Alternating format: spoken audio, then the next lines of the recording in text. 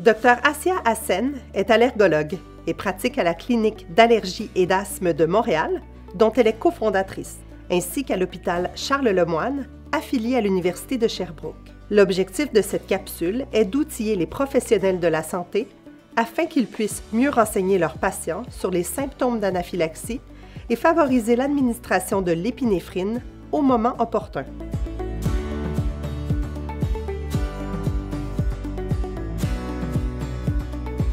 Quand on parle d'allergie alimentaire, force est de constater qu'on retarde trop souvent l'utilisation de l'auto-injecteur d'épinéphrine, aggravant possiblement la sévérité des réactions et mettant potentiellement à risque le patient de réduire ses chances de survie en cas d'anaphylaxie.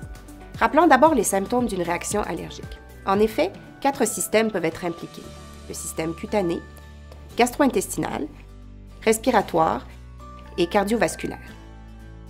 Au niveau cutané, il peut y avoir présence d'éruptions, de rougeur et de démangeaisons.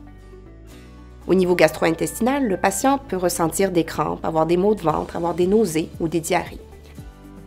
Au niveau respiratoire, il peut y avoir présence de dyspnée, de respiration sifflante ou de toux.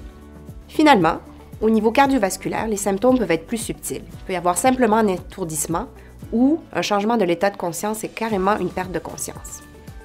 On parle d'anaphylaxie quand il y a des symptômes dans plus d'un des systèmes énumérés et carrément un choc anaphylactique quand il y a un compromis cardiovasculaire. Il est important de bien expliquer aux patients quand utiliser l'auto-injecteur d'épinéphrine. En effet, on doit l'injecter lorsqu'il y a présence d'un symptôme grave ou au moins 2 symptômes légers dans 2 systèmes. La présence de symptômes légers peut poser un véritable dilemme. Ce qu'on entend par symptômes légers, c'est par exemple la présence d'une urticaire localisée, de simples démangeaisons, un mal de ventre ou un vomissement isolé ou un éternuement isolé.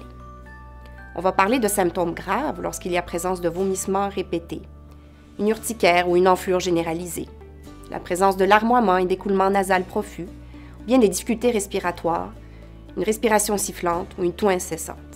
Symptômes très graves sont aussi changement ou une perte d'état de conscience.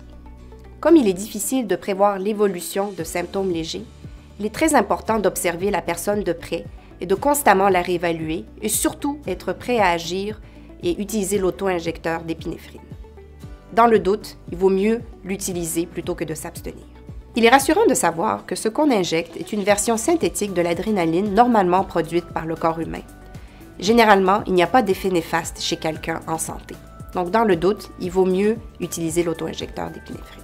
Un autre point à aborder est le mythe fréquemment rencontré qu'il faut attendre des symptômes respiratoires pour injecter. Pourtant, chez les allergologues, il y a un consensus. Cette pratique pose un risque considérable et ne devrait pas être encouragée. Il est important également de consulter immédiatement après une réaction allergique et l'administration de l'auto-injecteur d'épinéphrine pour que la personne soit monitorée et observée. En effet, dans certains cas, malgré une amélioration initiale, il peut y avoir une réaction biphasique qui se produit quelques heures plus tard et qui peut être aussi dangereuse. Parlons maintenant du plan d'urgence individualisé. Ce plan se veut un outil qui puisse suivre le patient dans différentes situations afin que lui et son entourage sachent réagir lors d'une réaction allergique sévère. Le point le plus important est que dans une situation critique, lors d'une réaction sévère, il ne faut pas hésiter à utiliser l'auto-injecteur d'épinéphrine. Certains plans peuvent contenir des informations par rapport à quand administrer les antihistaminiques, mais il faut se rappeler qu'ils servent seulement à soulager des symptômes légers qui peuvent retarder l'administration de l'épinéphrine et donc il faut faire preuve de jugement avant de les utiliser. Voici en conclusion l'information qu'il faut réitérer auprès de vos patients et de leur entourage. Cette portion de la capsule est disponible sur le site d'Allergie Québec si vous souhaitez leur faire parvenir. Rappelons-nous les 4 systèmes qui peuvent être impliqués dans une réaction allergique. Le système cutané, gastro-intestinal, respiratoire et cardiovasculaire. Il est nécessaire d'utiliser l'auto-injecteur d'épinéphrine en présence de 2 symptômes légers et plus dans au moins 2 systèmes ou d'un symptôme grave. Rappelons les symptômes légers, soit l'urticaire localisée, des démangeaisons, un mal de ventre ou un vomissement isolé, ou un éternuement isolé. Au niveau des symptômes graves, on parle de vomissements répétés, d'une urticaire et une enflure généralisée, de larmoiement et d'un écoulement nasal profus, de difficultés respiratoires, une respiration sifflante ou de la toux incessante. Et finalement, un changement ou une perte d'état de conscience. Il faut donc retenir ces phrases. 2 symptômes légers et plus dans au moins 2 systèmes ou un symptôme grave. Pour plus d'informations, rendez-vous sur le site Internet d'Allergie Québec. Les patients peuvent également faire appel à sa ligne de soutien sans aucun frais.